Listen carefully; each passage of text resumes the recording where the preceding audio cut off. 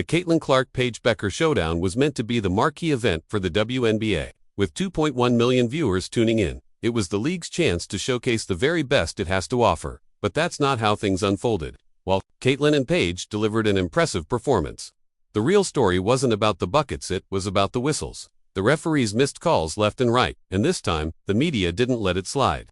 They were ruthlessly called out on live TV.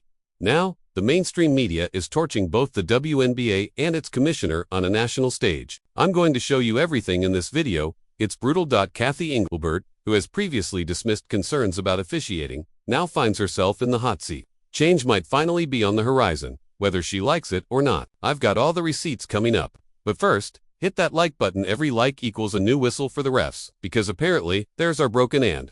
Don't forget to subscribe for more Caitlyn Clark and WNBA updates. Can you tell me what kind of a move that Ryan Howard's doing here to Caitlyn Clark?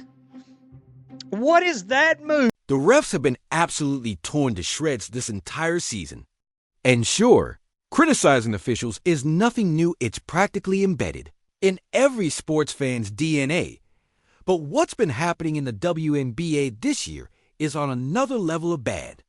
Even in hockey, they don't allow this much clutching and grabbing, especially not on the league's superstars, and definitely not on its face, Caitlyn Clark. It's one thing to have the weight of the league on your shoulders.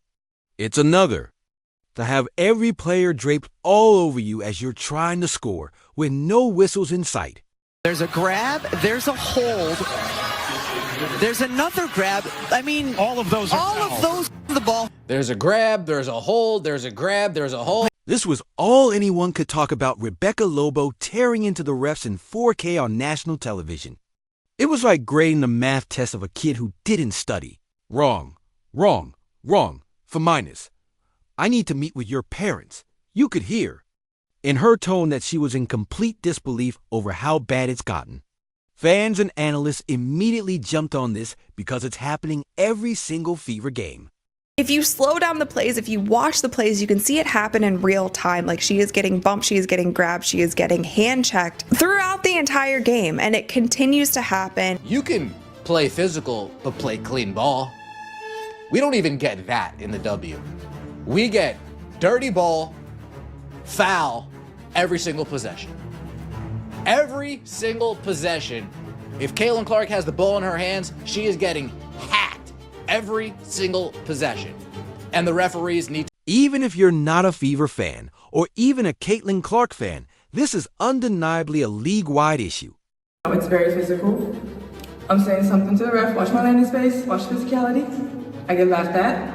And I got scratches on my face, got scratches on my body, and these guards on the other team get these ticky-tack fouls, and I'm sick of it. I was in contact with a number of WNBA coaches yesterday about this topic of the officiating in the WNBA, and all of them said it needs to get... It's gotten so bad that, according to Rebecca, coaches are essentially telling their players to play as physically as possible because they know they won't get called for it. In other words, this has become a systemic problem. And then it escalated even further when Rebecca and her broadcast partner, Ryan Rico, dropped this bombshell about Paige Bueckers. He said that Paige Bueckers has come out and says she needs to relearn how to play defense while fouling more because you can get away with everything with these referees. So basically, she had to relearn how to play defense while fouling. So, you know, everything you learn about defense, how to play while not fouling, how to move your feet, how to do all this, she had to throw out all the good defensive fundamentals that she'd learned, and now she had to learn to go foul. If this doesn't make it clear that there's a problem in the WNBA, I don't know what will. Paige basically had to relearn how to defend while fouling, undoing all the good habits she built at UConn. It's not like she learned her craft. At upstairs Hollywood Medical College, drop a comment if you catch that reference. Anyway, just when you thought things couldn't get worse, they did. In a recent game against the Sun, Caitlyn Clark and the Fever were roughed up with elbows to the head, excessive grabbing, and well, the standard Indiana Fever experience. Two major moments stood out. First, there was an exchange where Caitlyn appeared to be having a calm conversation with a ref until she suddenly snapped, apparently saying, "That has nothing to do with it." Are you effing kidding me? In my opinion, He must have said something dismissive or flat out wrong to get that kind of reaction from an otherwise composed conversation. Remember what Gabby Williams said earlier about refs laughing at her? Dismissing players seems to be part of their playbook. The fact that Caitlyn didn't get a technical after telling him to grow up makes me think even he realized he crossed the line. Then there's this Caitlyn got injured again. And this was the quote that sent everyone talking. Her brother went on X, formerly Twitter, and called out the refs for it. But that was just the appetizer. What happened next turned this into a national story. The Washington Post just dropped an article going scorched earth on the WNBA refs and Commissioner Kathy Engelbert. And listen to how it opens. The WNBA should change its logo to a bruise. That's the first line of this article. Forget that little silhouette of a woman rising for a shot. Just use Caitlyn Clark's arm or leg with a purple discoloration. It's more fitting. Woo-wee. Shots fired. The article absolutely obliterates the officiating. First, it highlights that there have already been 141 injuries since opening day. Keep in mind, there are only 179 active players in the entire league, and we're only about halfway through the season. Second, the article flat out states that this is killing the league. It's not what fans want, and the blame falls squarely on Kathy for allowing it to continue. Now, she's firmly in the hot seat because up until this point, she hasn't taken the issue seriously. You find it interesting when you sit in the chair I sit in that no winning team ever complains about officiating. No losing team ever doesn't complain about officiating. Kathy Engelbert, you sound like a moron. The Indiana Fever were complaining about the foul play that was going on with Caitlyn Clark as they beat the Connecticut Sun. The Indiana Fever was going off about the refs with the whole Kennedy Carter situation as they beat the Chicago Sky. They won those games. Complaining about refs is practically tradition in hockey.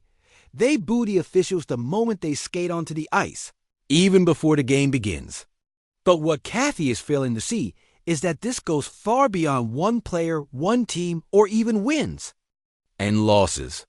Officiating in the WNBA is on track to kill the league. And it all starts right here. The league currently has the biggest spotlight it's ever had. Thanks to Caitlyn Clark, these new fans might be new to the W, but they're not. New to basketball.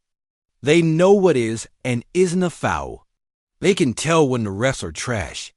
All they're asking for is the same thing players and coaches are demanding, that the games are called fairly and consistently.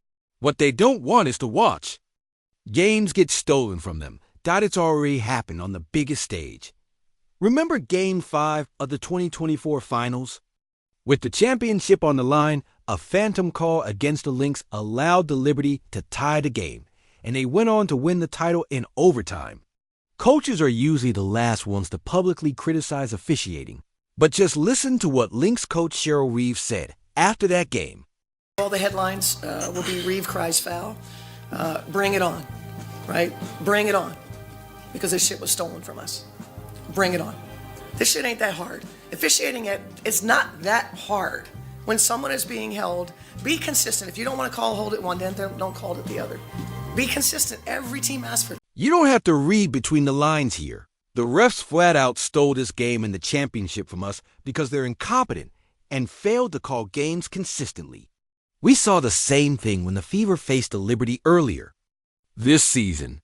With the game on the line, the officials made not one, but 3 questionable calls or non-calls that allowed the Liberty to take the lead and prevented Caitlyn from even getting a shot off to tie or win the game.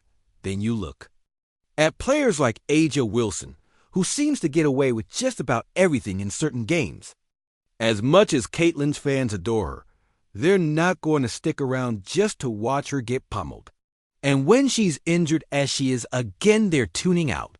Fans aren't going to support a league that allows its brightest star to take that kind of punishment without consequence, which brings us to the biggest problem.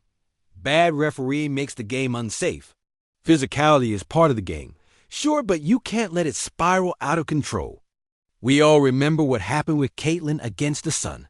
The refs failed to control the game from the opening tip, and it led to Caitlyn getting her eyes poked and body checked to the floor with no calls.